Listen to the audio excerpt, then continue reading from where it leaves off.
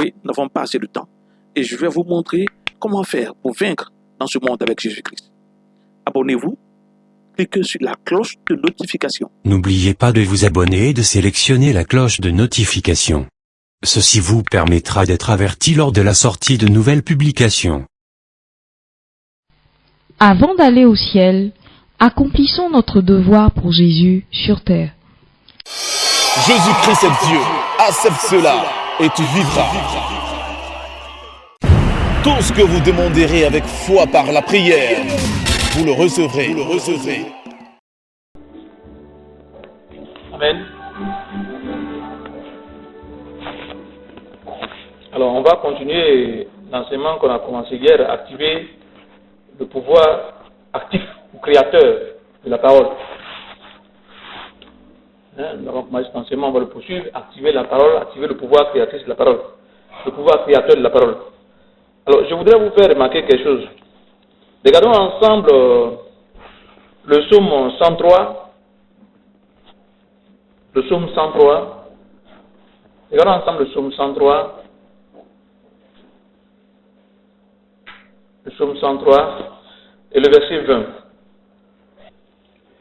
Seigneur, donne à tes enfants de pouvoir comprendre ta parole. Ouvre-nous à nous tous, Seigneur, la compréhension nécessaire pour que nous saisissions ta connaissance, Seigneur. Au nom de Jésus, j'ai prié. Amen. Le psaume 103, verset 20 dit la chose suivante. Bénissez l'Éternel, vous ses anges, qui êtes puissants en force et qui exécutez sa parole. Maintenant, écoutez la suite. Il dit, en obéissant à la voix de sa parole. Je vais vous faire remarquer la chose, il dit, en obéissant à la voix de sa parole. Alors, la voix de la parole de Dieu est Dieu, mais il y a Dieu le Père, et il y a celui qu'on appelle la voix de la parole de Dieu. Si vous ne faites pas attention, vous ne pourrez pas bien comprendre. Ils obéissent à la voix de sa parole. La voix de sa parole, c'est une personne qu'on appelle la voix de la parole. Allons-y un peu encore dans Genèse. Je reviens encore avec vous. Genèse 3. Genèse 3. Genèse 3. Le verset 8. Genèse 3, verset 8. Puisque nous sommes en train d'étudier comment activer le pouvoir créatrice, le pouvoir créateur qui est dans la parole. Tout à l'heure, vous avez fait des proclamations. Ce n'est pas seulement ici qu'il faut faire ça, il faut faire ça tout le temps quand vous êtes chez vous. Alors, dans Genèse 3, le verset 8, il est écrit, alors il entendit la voix de l'Éternel. Voyez-vous, c'est encore la voix de l'Éternel qui parcourait le jardin. Donc, la voix de l'Éternel, la voix de la parole de Dieu marchait dans le jardin.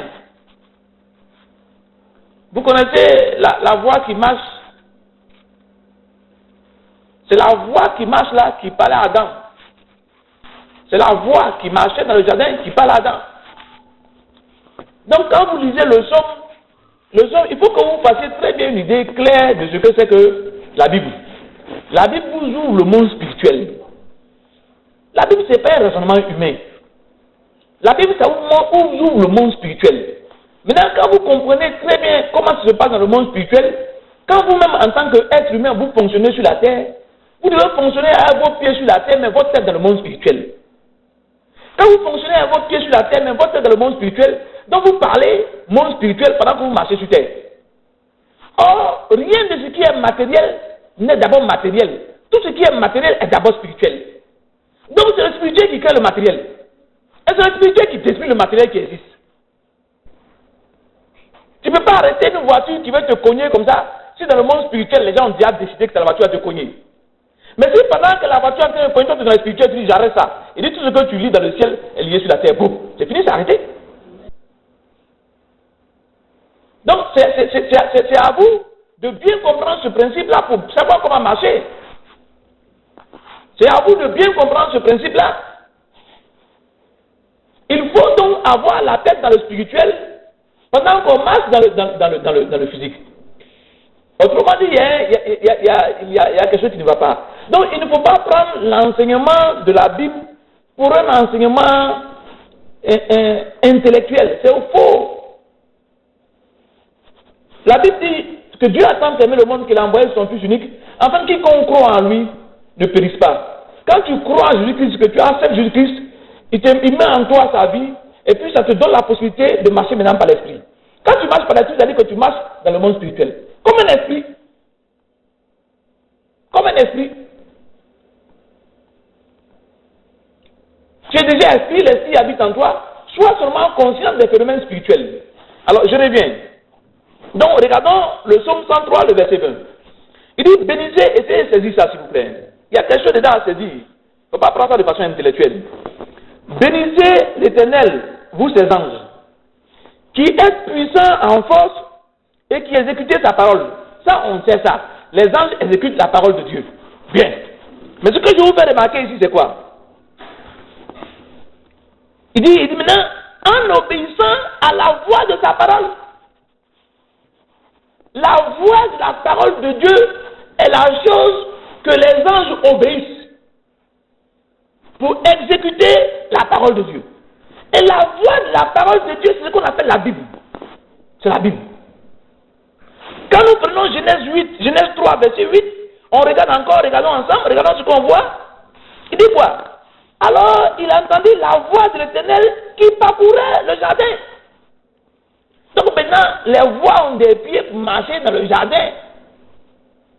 La voix fait du bruit dans le jardin. Donc la voix est une personne. Si nous prenons Genèse 1, au verset 1, nous voyons la chose au commencement. Au commencement, ça veut dire dans Genèse. Au début, à la création. Au début. Il dit au commencement, Dieu créa les cieux et la terre. La terre était informe et vide. Il y avait des ténèbres à la surface de l'abîme, mais l'Esprit de Dieu planait au-dessus des eaux. Dieu dit. Quand Dieu dit, c'est-à-dire que les gens ne voient, personne ne voit Dieu, mais on entend la parole de Dieu. Quand Dieu dit, ça veut dire que la parole de Dieu est libérée.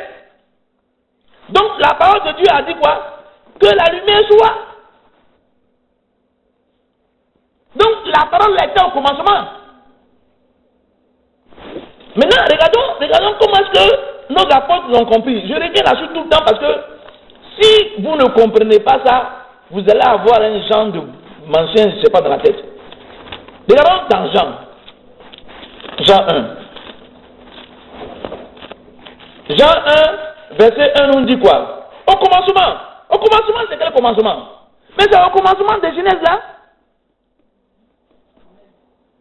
C'est au commencement, c'est Genèse qu'on appelle au commencement. On a dit au commencement était la parole. Mais Jean aussi vient dire au commencement était la parole. Donc la parole était avec Dieu. Et la parole était Dieu. Donc c'est la parole qui était avec Dieu qui a dit.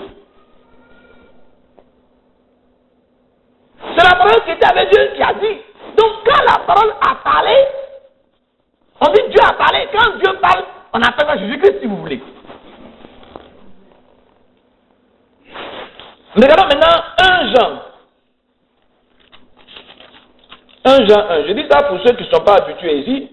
Ceux qui sont ici connaissent un peu ça. Il dit 1 Jean 1. Il dit ce qui était dès le commencement. Il dit quoi? Ce qui était dès le commencement. Donc il dit quoi? Ce qui était dès le commencement. Alors revenons encore dans Jean 1. Revenons encore dans Jean, tout en laissant la main dans 1 Jean toujours.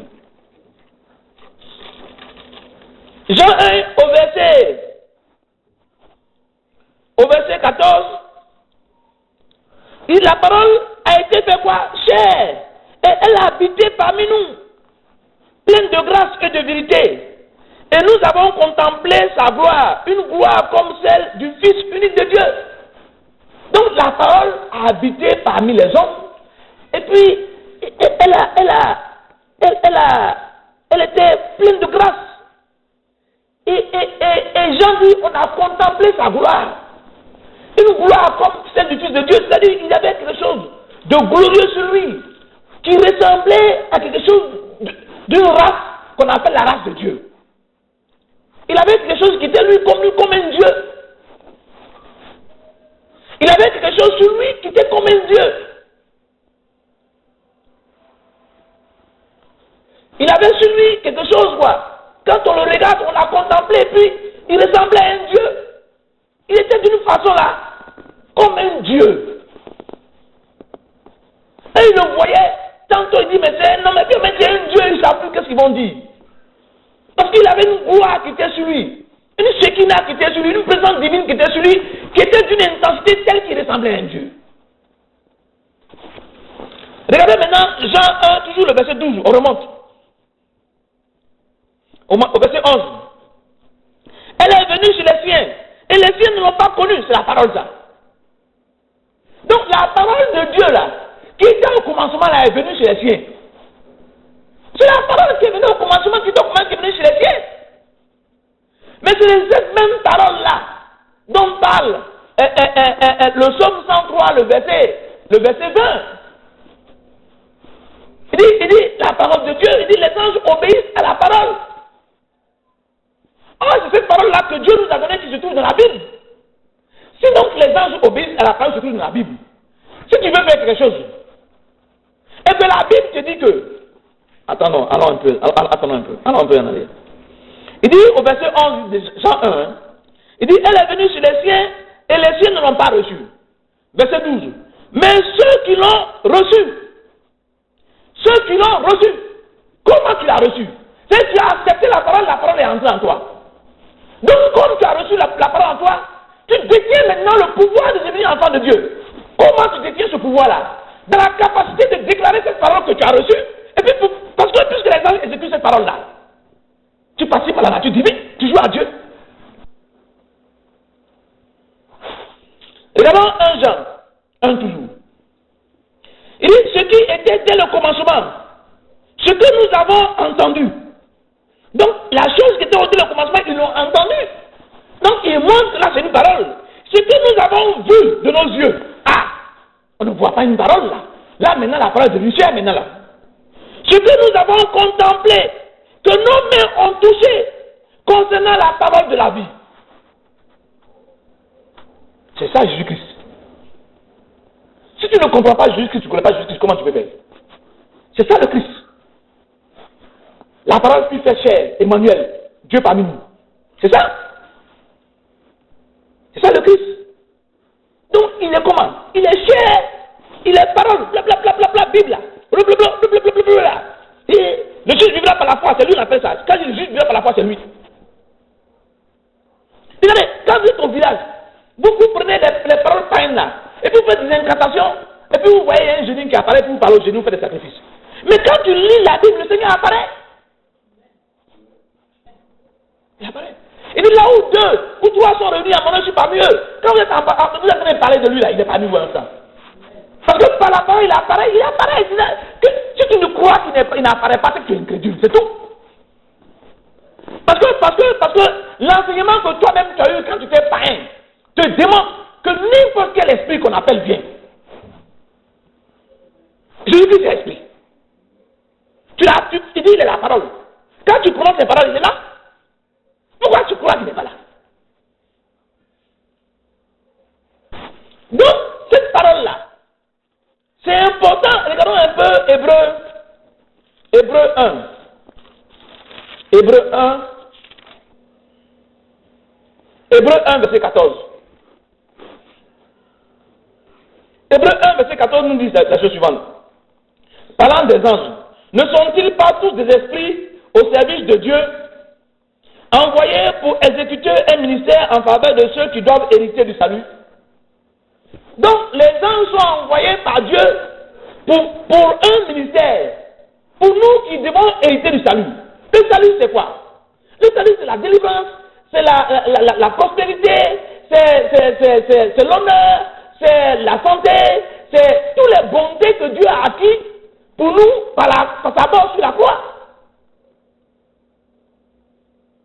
Jésus-Christ s'est fait pauvre pour que tu sois riche. Jésus-Christ a porté nos maladies pour que tu sois déclaré guéri. Tout ce que Jésus-Christ a acquis pour nous. Comment nous allons hériter cela? Ce sont les anges qui nous amènent et qui ont pour ministère de nous faire hériter cela. Comment les gens nous font hériter cela? Comment les gens nous font hériter cela? Regardons 1 Pierre. Ce n'est pas ce que je vais vous enseigner, mais regardons 1 Pierre. 1 Pierre. Non, 2 Pierre 1, 4. Regardons 2 Pierre 1, 4. Par elle, les promesses les plus précieuses et les plus grandes nous ont été données. Donc pourquoi est-ce que les promesses nous ont été données? C'est afin que par elle, vous deveniez participants de la nature divine. Donc les promesses de Dieu nous permettent de devenir participants de la nature divine. Donc les promesses de Dieu, Dieu a dit quoi? Dieu a dit on ne trouvera pas de femme stérile dans son peuple. Ah oui? Oui. Bon, ça c'est une parole de Dieu, ça. Oui, c'est une parole. C'est Christ. C'est une parole. Dans cette parole se trouve quoi? La puissance de Dieu. Puis en elle se trouve la vie. Et la vie est la lumière des hommes.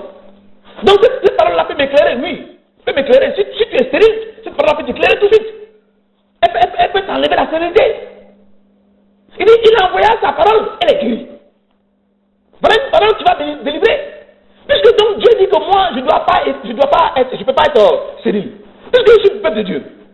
Donc je prends cette parole-là comme acquis. Donc il dit, c'est une promesse.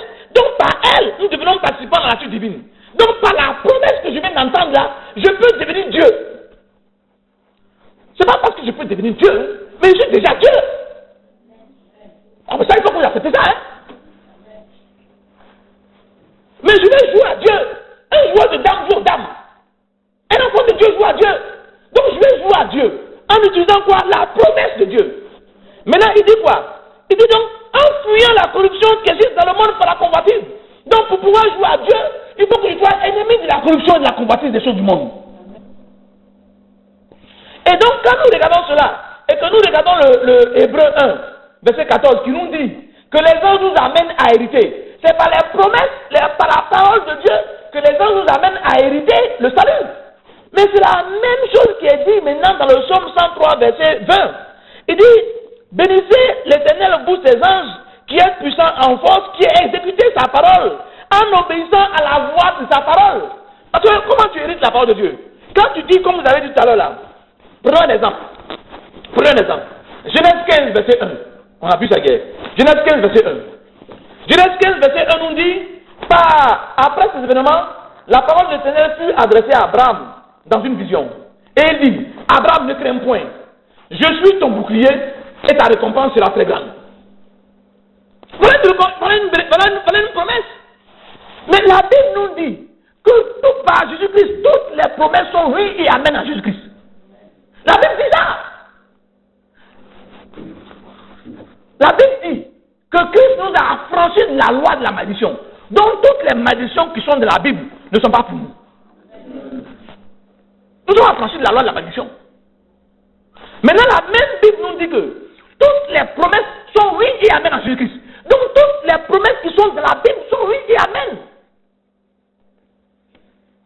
Et la même Bible dans Genèse 3, verset 13, Galates 3, 13 dit quoi? Que nous héritons la promesse d'Abraham par Christ.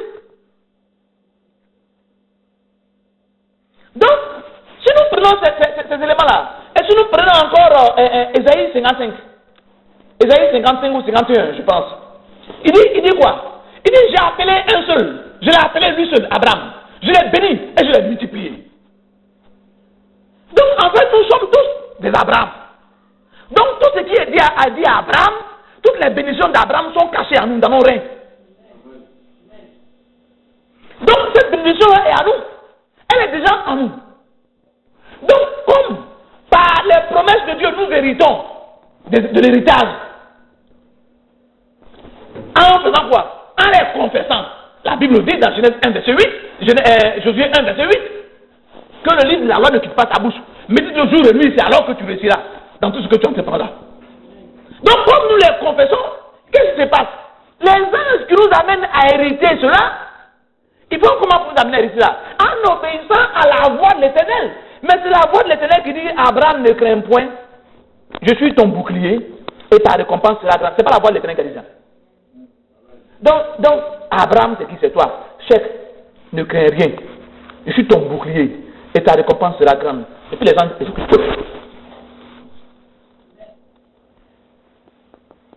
Proclamer la parole de Dieu, c'est mettre les gens en action.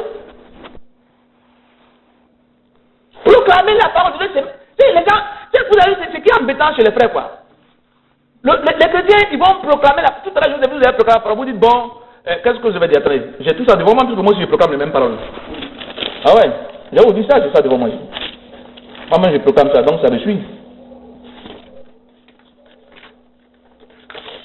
Voilà ce que j'ai écrit ici là. J'ai trouvé chèque pour qu'il soit mon serviteur. De mon huile sainte, je lui donne l'onction. C'est pas ça que vous avez proclamé tout à l'heure. Bon. Ça ici, c'est mon nom d'état. Ça, quand vous proclamez cette parole-là, par exemple, vous la proclamez en général en disant, par exemple, que l'ennemi ne vous atteindra pas. Point. Ça, c'est bien. Vous dites, par exemple, que, bon, vous n'aurez point honte. Ça, c'est bien. C'est pas mauvais qu'on proclame ça, moi-même, voilà pour moi. Ok? Mais c'est pas tout. Est-ce qu'il s'agit seulement que l'ennemi ne puisse pas t'atteindre? Il faut aussi que tu agisses, que tu réussisses. Mais il ne s'agit pas seulement de faire en sorte que le Satan ne puisse pas te lutter. Il ne s'agit pas seulement de faire en sorte que les problèmes ne puissent pas te renverser. Mais moi, je me bats avec une main, puis à l'autre main, j'avance. Donc vous allez laisser le temps à faire parler seulement. Parce que Satan, lui, il prend plaisir à vous faire parler. Pourquoi? Parce que quand Satan vous embête, vous vous battez contre Satan, vous êtes là en train de vous battre contre Satan. Tu es vaincu, tu es vaincu, tu es vaincu, tu es vaincu, tu es vaincu, mais ça avance. Ah, il faut avancer. Donc le problème de la chrétienté, c'est quoi? C'est que les chrétiens, ils pleurent pour sortir d'un problème, ils se battent pour ne pas que le problème les atteigne, mais ils ne voient pas la parole qu'ils doivent mener pour aller devant. C'est pas ce que je veux vous enseigner, hein. Ce que vous enseignez, c'est ailleurs. On a changé l'enseignement là. Ils ne voient pas la parole qu'ils doivent mener pour aller devant. Il faut une parole pour t'amener en avant comme locomotive. Allez, je vais vous montrer pour moi là. C'est même chose que vous pouvez prendre aussi. Allons-y, Ésaïe 45.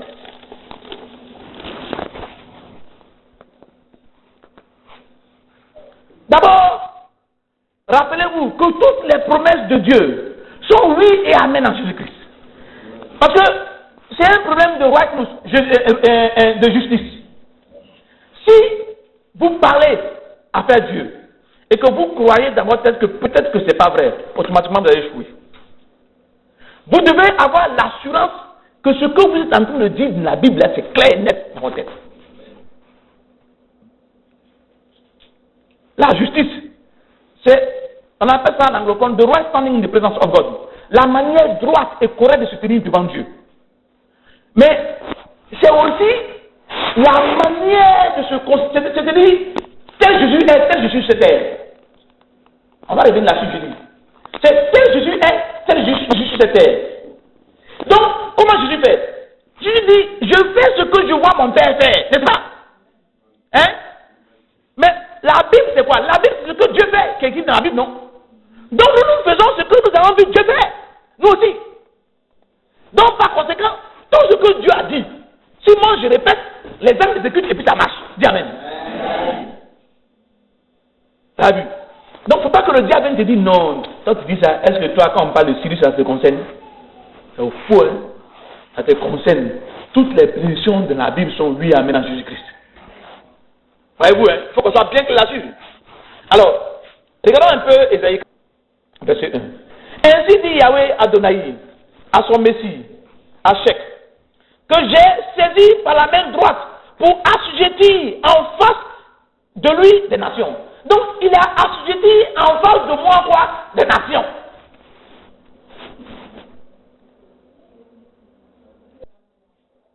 Il dit 45. Ainsi dit Yahweh Adonai à son Messie, Hachek, que j'ai saisi par la droite pour assujettir en face de lui des nations.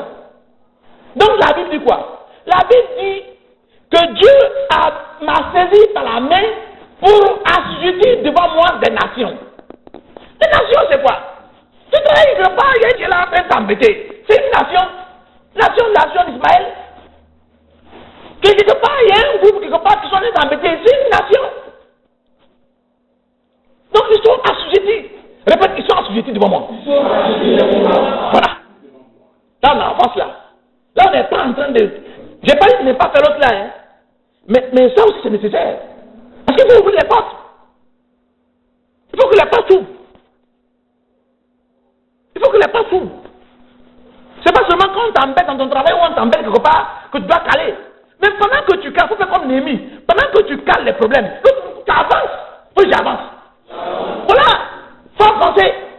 On est là pour conquérir. Il dit j'ouvre les hanches des rois. Le roi, il a mis son filet autour du terrain là. Il dit, j'enlève la filet là. La ceinture qu'il a mis au rang là, j'enlève ça. Il dit, pour ouvrir en face de lui les deux portails, les portes ne se fermeront pas. Clair. Donc, le premier verset nous dit cela.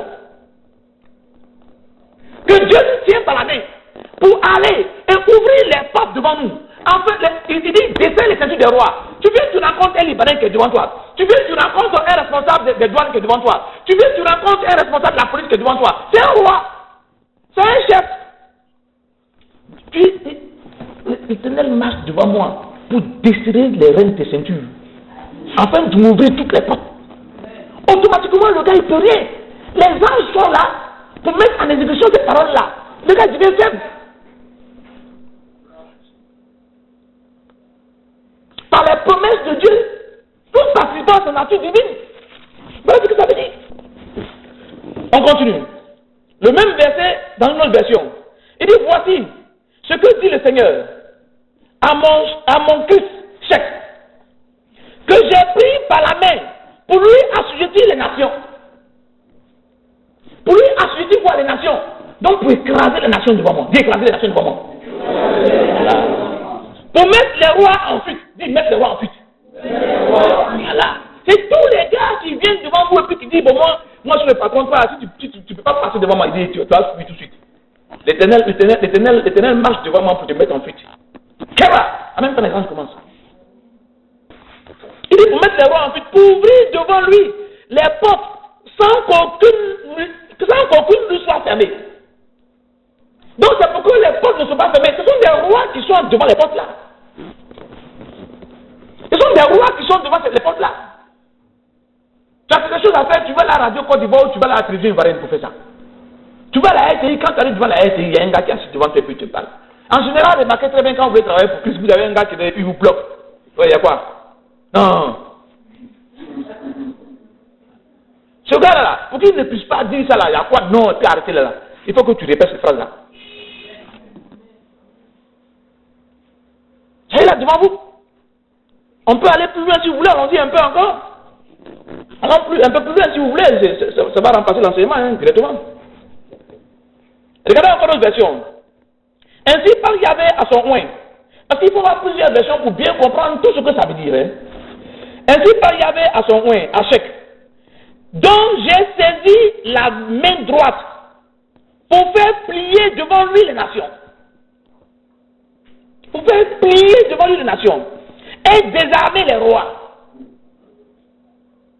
Voyez-vous, l'importance d'avoir plusieurs versions là. Vous devez avoir plusieurs Bibles. Français courant, Jérusalem, Louis II. Si tu dis tu aimes Dieu, prends ton argent pour acheter Bible. Qu'est-ce que tu as à avoir une Bible? Tu es clair comme ça, tu ne sais Bible. Ça c'est quelle avarice là. Pendant que tu manges, tu remplaces les sauces. Au lieu tu manges la caille, demain tu manges ça. Tu es clair comment sur les Bibles. J'ai plusieurs Bibles. C'est quelle avarice là. Si tu aimes Dieu, tu as une seule Bible seulement, Louis II. Pourquoi c'est dans Louis II seulement tu vas voir? Louis II, il parle gros français. Hein. Quand tu lis, tu ne rentres pas au travers. Donc, il dit, pour faire plier devant lui les nations et désarmer les rois, pour ouvrir devant lui les vantous, pour que les portes ne soient plus fermées. C'est pour ça que le Seigneur est devant nous. Voyez-vous? Alors, quand tu répètes ça, comme Jésus le dit, répétez, méditez ça jour et nuit, répétez ça. Tu as une conscience que Dieu est devant toi et puis qu'il est en train de faire travailler pour toi. Et puis les gens sont au travail, tu sais comment. Et puis tu as des occasions qui s'ouvrent, quoi. Tu es là et puis on t'appelle pour ça. Et puis on t'appelle pour ça. On t'appelle pour ça. On t'appelle pour ça. On t'appelle pour ça. On t'appelle. Pourquoi? Parce que tu répètes, les gens sont accomplis. Les gens sont découvrir les portes. Pourquoi? Parce que j'écoute la voix de celui qui marchait dans le jardin là. C'est son business là. Ils sont là, c'est leur travail. Maintenant, quand tu dis des conneries, ils vont être plus tristes. Et puis quand tu parles Bible, c'est cela que la Bible dit. Regardez, on va revenir encore là-dessus pour votre plaisir, parce que je sais que vous voulez qu'on aille un peu plus en profondeur là-dessus. On va aller. On va faire au moins le 1, le 2, peut-être même le 3. Et puis, regardons Jean 3. Jean 3, 34. Jean 3, 34 dit quoi? D'abord, allons à Jean 3, 31 et puis on va sauter pour venir 34. Jean 3, 31, vous avez l'habitude d'entendre ça, je vous dis ça souvent ici. Celui qui vient d'en haut est au-dessus de tous. Celui qui vient de la terre est de la terre. Et il parle comme étant de la terre. Donc la manière de parler montre d'où tu viens. Si tu parles comme un terrien, c'est-à-dire qu'il y a un terrien. Toutes tes paroles là, c'est Satan qui prend ça en compte. Mais si tu parles comme venant d'en haut, donc tu parles les paroles du prince de paix qui vient d'en haut. Là, les gens exécutent ça. Donc normalement, tu dois prendre l'habitude de parler Bible. J'ai écouté un homme de Dieu aujourd'hui, quoi. Un homme de Dieu américain, quoi. Et puis je l'écoutais, plus je l'écoute, je dis, mais depuis que je l'entends là même, lui, sa bouche là, c'est les versets bibliques, ça ligne seulement là-dessus. Pas un verset, puis un verset, lui-même, il ne se rend pas compte, quoi. Il colle, il parle, puis l'autre verset, puis il parle, c'est le verset biblique qu'il est en train de parler. Il n'a pas de Bible ouverte, hein. Il n'y a pas de Bible devant lui. Mais sa bouche parle Bible. Quand tu l'écoutes, tu te mets ici. Tu commences à avoir des muscles spirituels. Écoutez-le. Donc il est devenu une parole vivante. Ah oh, si il est devenu une parole vivante, là c'est grave. Ça veut dire qu'il est devenu Jésus-Christ personnifié. C'est ça que le Seigneur nous demande de faire. Donc il faut parler Bible. Maintenant, regardez le verset 34. Il dit, car celui que Dieu a envoyé, dit quoi? Celui que Dieu a envoyé dit les paroles de Dieu. Celui que Dieu a envoyé dit les paroles de Dieu, dit pas les paroles de l'homme. Donc si nous sommes en train d'étudier la parole, le machin, qu'on appelle cela là, le pouvoir artistique qu'il y a dans la parole, écoutez, on va donner les exemples en même temps. Allons-y dans Isaïe 45 toujours, continuons. Ouais, je crois qu'il y en a qui veulent ça. Une autre version encore dit, ainsi parle le Seigneur à son Messie, à Chèque. Je tiens par la main droite pour abaisser devant lui les nations, pour déboucler la ceinture des rois, pour déboucler devant lui les battants, pour que les portails ne restent pas fermés.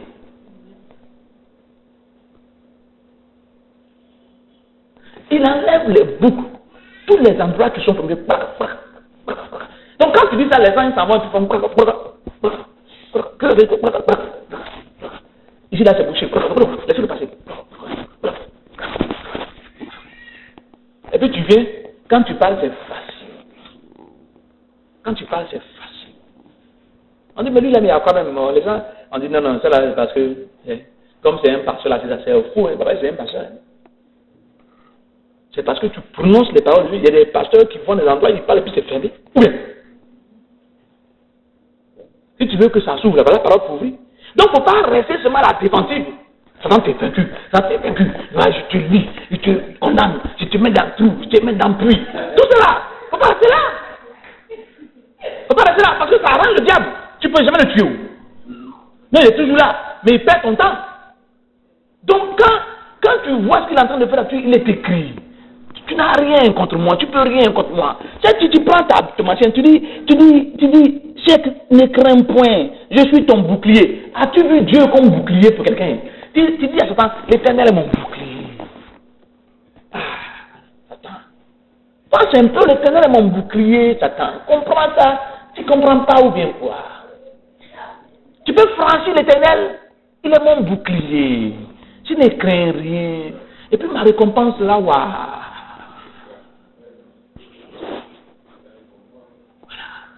C'est ta position là. Ça suffit pour te défendre contre le diable. Tu as besoin d'aller fatiguer beaucoup. Je n'ai crié sur lui. Non, c'est trop long ça. Maintenant tu avances maintenant. Tu ouvres les portes divines. Les endroits qui sont bloqués, tu les débloques. Je vais vous donner un dernier verset encore là-dessus sur le verset, la partie 1. Ainsi parle l'Éternel à son oint, à Chèque. Je l'ai pris par la main pour mettre les nations à ses pieds. pour mettre les nations à ses pieds et délier les ceintures des rois, pour ouvrir devant lui les battants et empêcher que les portes lui soient fermées. Clair. Clair. Quelles sont les portes qui sont bloquées dans ta vie? Tu as la Bible pour débloquer les portes qui sont bloquées dans ta vie. Tu as la Bible pour débloquer. Regardons le verset 2. Regardons le verset 2. Il dit, je marcherai devant toi, j'aplanirai les hauteurs, je briserai les portes d'airain et je battrai les verrous de fer. Il dit quoi? Je vais marcher devant toi, je vais aplanir les hauteurs. Les choses qui paraissent un peu dures, difficiles, là ce n'est plus les portes qui sont fermées. Hein. C'est ouvert, mais tu t'envoies plus, c'est un peu dur. Tu as du mal à arriver et dire, attends, je vais aplanir ça toi. Je vais te rendre ton passion facile. Non seulement je t'ai ouvert les portes, tu as pu rentrer dans les sphères les plus importantes, maintenant je vais te rendre ton parcours facile, léger. Et regardez le verset qui suit après, une autre façon de voir la chose. Il dit, moi-même, devant toi, je marcherai. Les terrains bosselés, je les aplanirai.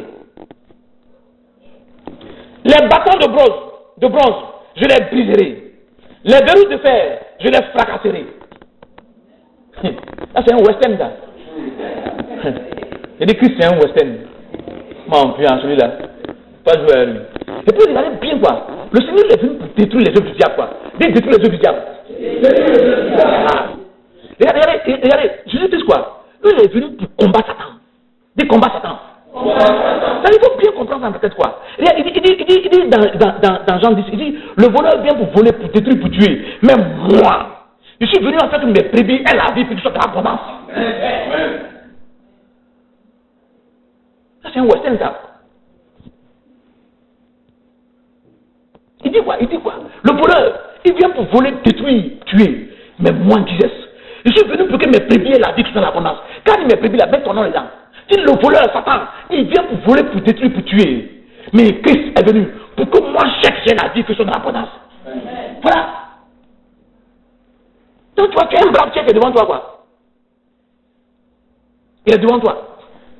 Celui qui dit qu'il peut franchir Jésus-Christ, il n'a qu'à franchir Jésus-Christ, il n'a qu'à devenir avec toi. Il faut bien saisir cela.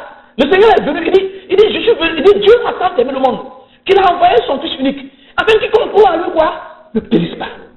Qui concourt à lui, quoi, ne périsse pas, n'échoue pas, n'ait pas de problème, ne soit même pas malade, n'ait pas de difficulté. C'est un ensemble d'éléments mauvais que Christ est venu d'enlever, dis enlever. Il faut avoir une conscience bien, parce que tu ne comprends pas. Christ n'est pas là pour mourir sur la croix pour que toi tu sois en difficulté. Tu sais, quand tu es en difficulté alors que Christ est venu payer ta dette, c'est pas normal. Un homme est venu payer ta dette, un gars vient et puis paye ta dette. On te dit, bon, regarde ce que tu as fait là, c'est pas correct.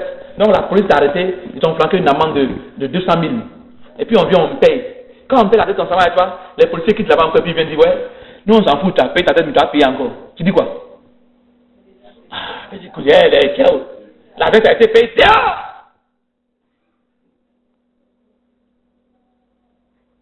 mais la plupart des chrétiens, quand on dit, ouais, la dette a été payée, mais tu as payé encore. Il dit, oh, Seigneur, pardonne-moi, Seigneur, pardonne-moi. Il vient encore, il dit, il n'y a qu'à payer. Il dit, mais oui, mais toi aussi, on t'a déjà dit que toi-même, tu as une autorité. Tu es en train de pleurer. Tu n'as pas pleuré. Tu dis au gars dehors. Et quand tu dis au gars dehors, s'il n'entend pas, tu lui dis, Christ a payé ma dette. L'Éternel est mon bouclier. Et puis les gens disent, Christ a payé sa dette dehors. Parce que s'il n'a pas peur de toi, les anges vont avoir peur de toi. Un seul ange peut fuir combien? 180 000. Un seul ange. Un ange de Dieu fait fuir 180 000. La Bible dit ça. Donc il faut comprendre ce que ça veut dire. On est super protégé. Souvenez-vous de Job. Job, Satan a dit à Dieu, n'as-tu pas mis autour de lui comme un ensemble de boucliers? On ne peut franchir. Job était hyper protégé. Mais Job était quoi? Sous la loi. Si Job, sous la loi, est hyper protégé, nous, sous la grâce, on est comment? Ipra. En tout cas, c'est Ipra. Alors, regardons un peu. Encore une autre version. J'irai devant toi et je dresserai les chemins tortueux. Je crois que je dresserai les chemins qui sont tordus. Il va redresser ça. C'est ça, il faut plusieurs versions pour bien comprendre. Il dit les chemins qui sont tordus, il va redresser ça. Voilà des paroles qui te font avancer. Je dresserai les chemins tortueux. Je romprai les portes d'airain. Et je mettrai en pièces les barres de fer. Il y a une version qui est très intéressante même d'ailleurs. Elle dit la chose suivante. Elle dit, j'irai devant toi. Et puis quoi? Et j'humilierai les grands de la terre. Il dit, j'irai devant toi. J'humilierai les grands de la terre. Les grands de la terre, ce sont les Libanais ou bien les gars qui disent qu'ils possèdent des choses. Et puis tu ne peux pas, à cause d'eux. Je vous dis, il ne faut pas accepter d'être esclave. Parce que Jésus-Christ n'est pas le roi des esclaves. Il est le roi de quoi? Il est le roi des rois. Donc toi, en tant que roi, tu es devant le vendeur et puis tu dis, ouais, bon, c'est pas grave. Bon. Et puis ton camarade dit, on va partir. Il dit, mais tu veux pas prendre? Il dit, mais j'ai fait comment? Oh? J'ai pas l'argent. Le pays là même, c'est pour les riches là-haut. Et puis t'as vu? T'as confessé faux. Et t'as confessé faux. Toi, ta force, ta puissance, c'est quoi? C'est tout dans la parole. Le juste vivra par la foi. Le juste vivra par la foi. La foi vient de ce qu'on entend même la parole de Dieu. Donc le juste vivra par l'argent, il vit par la foi. Donc, c'est-à-dire que quand tu décaisses la foi. C'est que toi, quand tu donnes un chèque, c'est la foi. C'est la foi. La foi. La foi. On dit, on ne peut pas payer la foi. On dit 800 millions, la foi. La foi est comme l'argent. La richesse du chrétien, c'est la foi. Donc la foi est l'élément que tu sors pour payer. Quand le gars dit, tu dis, il est écrit. Tu vois. Quand le gars dit, il est écrit. Il est écrit que tu vas dire là. Quand tu dis, il est écrit, pense qu'il y a des gaillards qui sont derrière toi, qui sont des anges. Ils vont être écrits suite. Si tu trouves la bonne parole de Jésus-Christ, et que tu ajoutes ça, il est écrit là, même dans poids. Des poids. Voilà. C'est ouvert. Dès que tu as trouvé la parole, c'est fini. Est-ce que vous voyez le principe? C'est ça la parole là. J'ai dit, il y a un des chefs qui a dit à une de mes fichiers ici, il dit, si les chrétiens comprennent la Bible, vous ne foutez en Côte d'Ivoire. Mais si les chrétiens comprennent la Bible, les gars sont foutus. Il dit, je réalise la parole de mon serviteur. Ésaïe 44, verset 26. Il dit, je réalise la parole de mon serviteur. C'est quand tu dis que je réalise, quand tu dis que je réalise, quand tu dis que je réalise.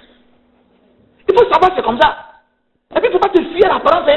Parce que quand Dieu réalise, souvent c'est pas que tu peux comprendre que le gars n'a pas réalisé, puis tu vois, il te montre des photocopies de l'ancien jeu. Il ne faut pas croire ça. Sache que Dieu a dit et que ça arrive. Il dit, si vous dites à cette montagne, ôte-toi de là et jette-toi dans la mer, et si vous croyez que ce que vous avez dit arrive, si tu crois que ce que tu as dit arrive, alors tu verras cela arriver. Donc crois que ce que tu as dit est en train de se réaliser. Et ce que tu as dit, c'est la parole de Dieu. Et les anges exécutent la parole de Dieu. Ils sont là pour ça, c'est leur travail. Et puis la Bible nous dit, avant de dire qu'ils exécutent la parole de Dieu, il a dit quoi? Bénissez l'Éternel, vous ses anges, qui est quoi? Puissants en force. Ils sont comment? Puissants en force. Et ils exécutent la parole de l'Éternel. Donc, il est important de connaître la parole de Dieu. Il est important de comprendre la parole de Dieu. Il est important de faire des recherches. Regardez par exemple le Luc 21, verset 15 en question là. Donnez-moi ça dans la parole du 26. Luc 21, verset 15. Regardez par exemple ce que ça dit. C'est fantastique. Il va inspirer quoi les paroles qui contiennent. Pourquoi? Et puis regarde ce qu'il dit. Vous parlerez avec une telle sagesse que tous vos adversaires réunis ne pourront vous résister ou vous contredire. Voilà. Il va te donner la parole quoi. Et puis quand tu vas prendre la parole quoi, quand tu vas sortir la parole, c'est la parole là qui est la sagesse. Et la parole est sagesse, la parole est sagesse. Regardez. Il faut comprendre que la parole est sagesse. Regardons Luc, excusez-moi, hein. Je crois Luc 11. Luc 11, verset 49, je pense, je vais vérifier. rapidement. C'est ça, Luc 11, verset 49. Luc 11, verset 49. Il dit quoi dans Luc 11, verset 49? Vous y êtes? Regardez bien, Luc 11, verset 49. Il dit, c'est pourquoi aussi la sagesse de Dieu a dit. Il dit quoi? C'est pourquoi aussi la sagesse de Dieu a dit. Je leur enverrai les prophètes et les apôtres, et ils les tueront et persécuteront quelques-uns. Qui a dit cela? C'est le Seigneur même, c'est la parole de Dieu. Il dit la parole, il dit la parole de Dieu a dit. Il dit la sagesse de Dieu a dit. Christ lui-même, ça c'est Christ même qui parle. Christ même appelle la parole de Dieu la sagesse de Dieu. Donc, dans la version habituelle là, il dit je vous enverrai une bouche, je vous donnerai une bouche et une sagesse. Je vous donnerai une bouche et une sagesse devant lequel vos ennemis, même les plus rudes, ne pourront ni résister ni contredire. Donc, il te donne une bouche et une sagesse qui fait que lui-même qui est contre toi ne peut pas s'arrêter devant toi pour contredire.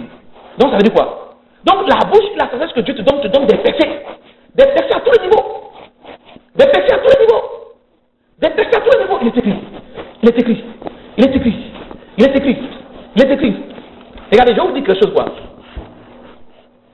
Je vais vous dire quelque chose. Quand vous allez quelque part, vous rencontrez quelque chose qui est devant vous, quoi. On appelle ça un problème. Dis problème. Regarde le problème, quoi.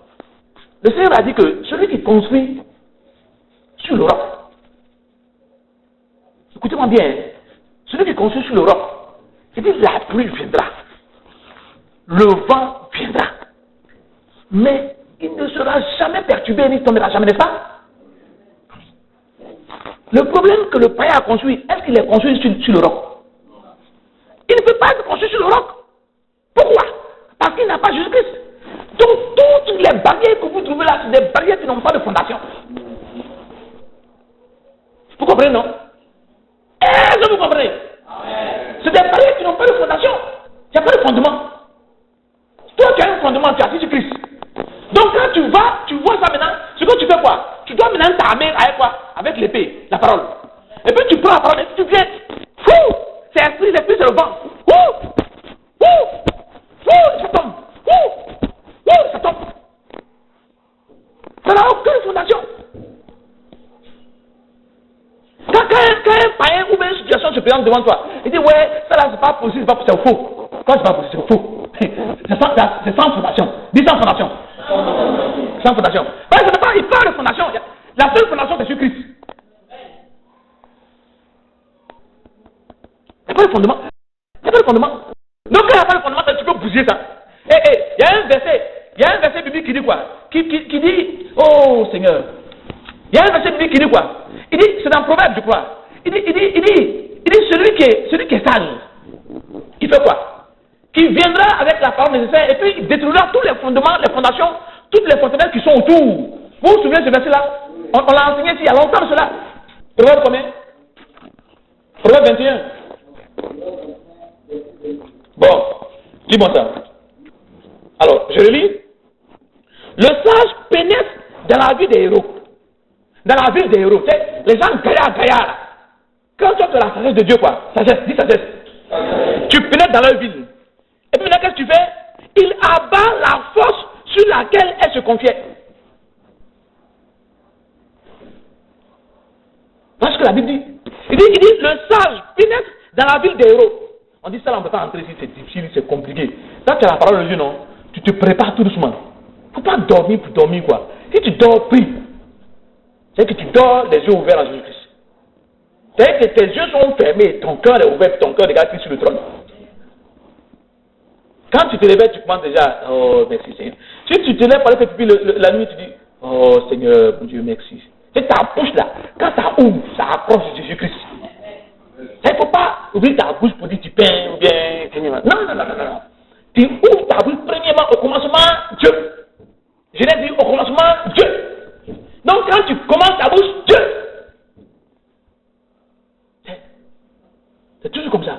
Maintenant quand tu es dans cette position-là, Dieu te parle et te révèle. Donc quand tu as la révélation de Dieu là, tu es un sage quoi. Tu médites la parole de Dieu jusqu'à Dieu te montre donc quelques versets bibliques. Tu prends les versets bibliques là. tu rentres dans la vie de l'homme fort. Et puis c'est sans fondement. Tu n'es pas en Christ, c'est sans fondement. Le vent souffle. Le vent c'est le Saint-Esprit. Le vent souffle. Le vent souffle. Le vent souffle. Le gars, il tombe. Dis tombe. La Bible te donne la force. La Bible te donne des capacités inouïes. On va baisser la tête. On va dire merci au Seigneur. On va dire merci au Seigneur. Vous direz merci au Seigneur pour la parole de Dieu et pour les choses vraiment aussi grandes que Dieu a mis dans sa parole pour nous. Dites merci au Seigneur pour ça.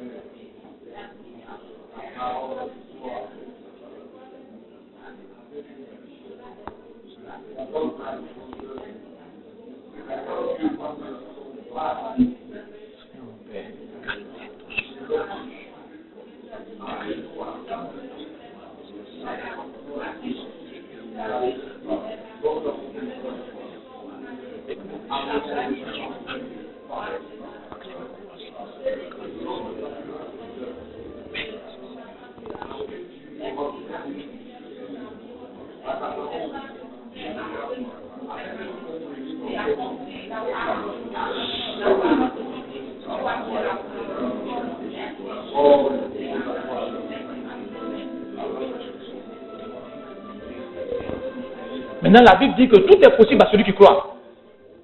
Tout est possible à celui qui croit. Et toi, tu crois que Jésus-Christ est fils de Dieu. Non seulement tu crois que Jésus-Christ est fils de Dieu, mais toi, tu es prêt à mettre en application. Parce que le diable aussi, il croit et il sait que Jésus-Christ est fils de Dieu. Mais toi, ta particularité à toi, c'est que tu es prêt à mettre la parole en pratique. Or, le diable ne met pas la parole en pratique. La différence, je vous dis, c'est ça. Donc maintenant, il faut commencer à dire, Seigneur, je crois en ta parole et je vais prendre ta parole comme une arme maintenant. Je vais utiliser ta parole comme un instrument maintenant pour vaincre maintenant. Pour vaincre. Parce que ta parole, elle est à ma disposition, elle est gratuite. Je n'ai pas besoin d'investir quelque part. Rien. Elle est gratuite, ta parole.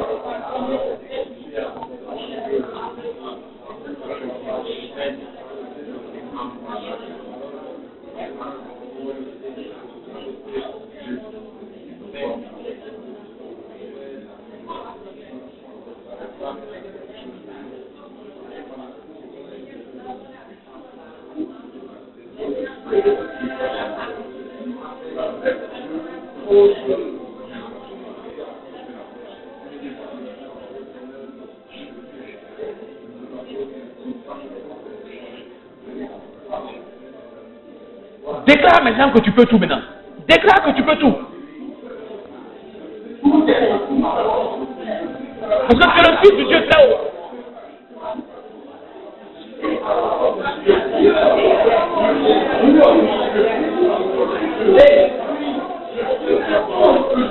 Déclare maintenant que tu peux tout.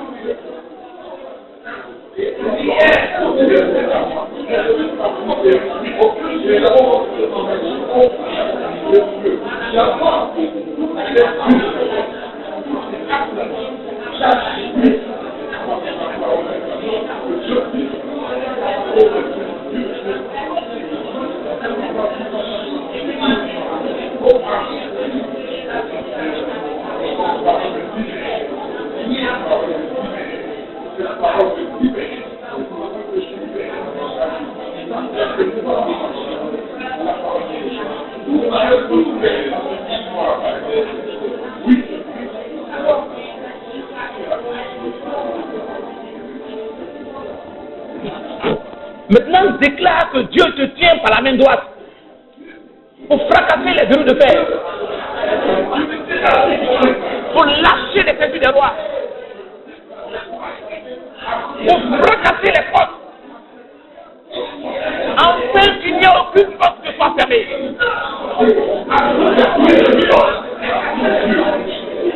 Aucune porte ne s'est fermée maintenant.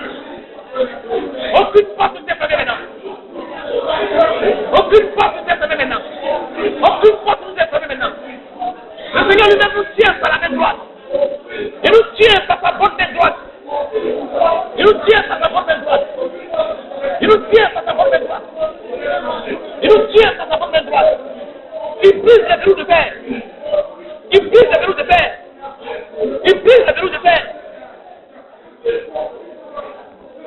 Aucune porte ne s'est fermée.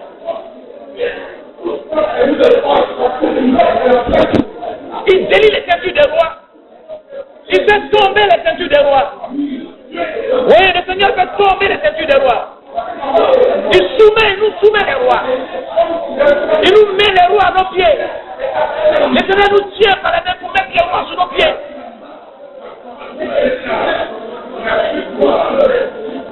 Le Seigneur nous tient par la main pour mettre les rois sur nos pieds. Le Seigneur nous tient par la main pour mettre les rois sur nos pieds. Le Seigneur nous tient par la main pour mettre les rois sur nos pieds.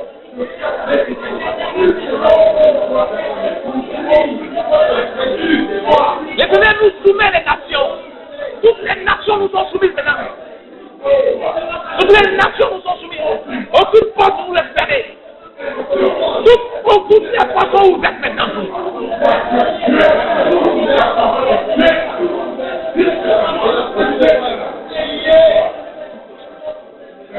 Le Seigneur marche devant nous pour aplanir les chemins.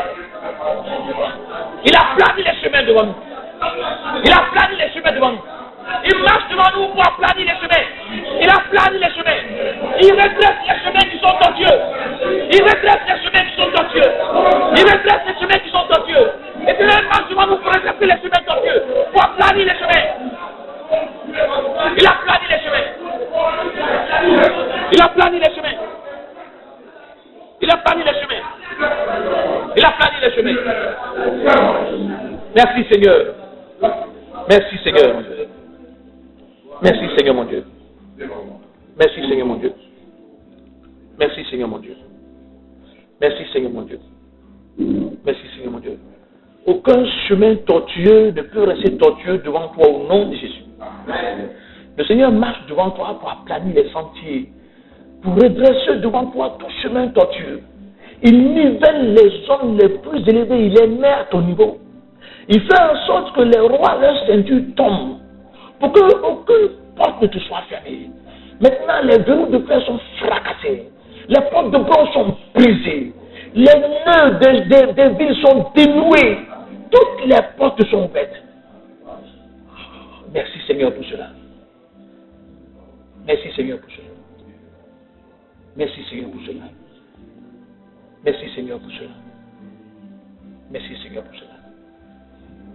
Merci Seigneur pour cela. C'est vrai Seigneur.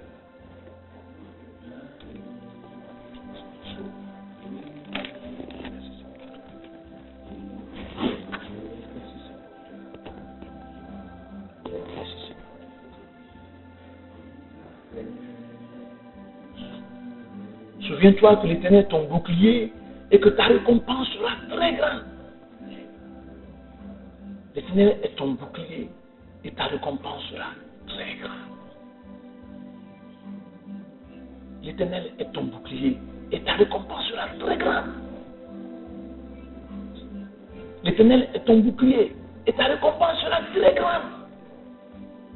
Tu attends la récompense et la récompense est déjà là sur toi.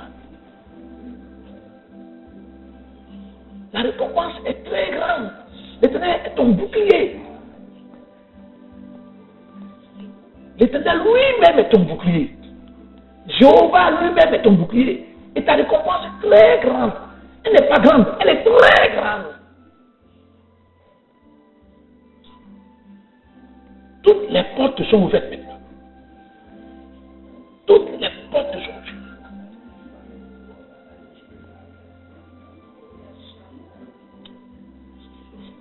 Dis merci au Seigneur.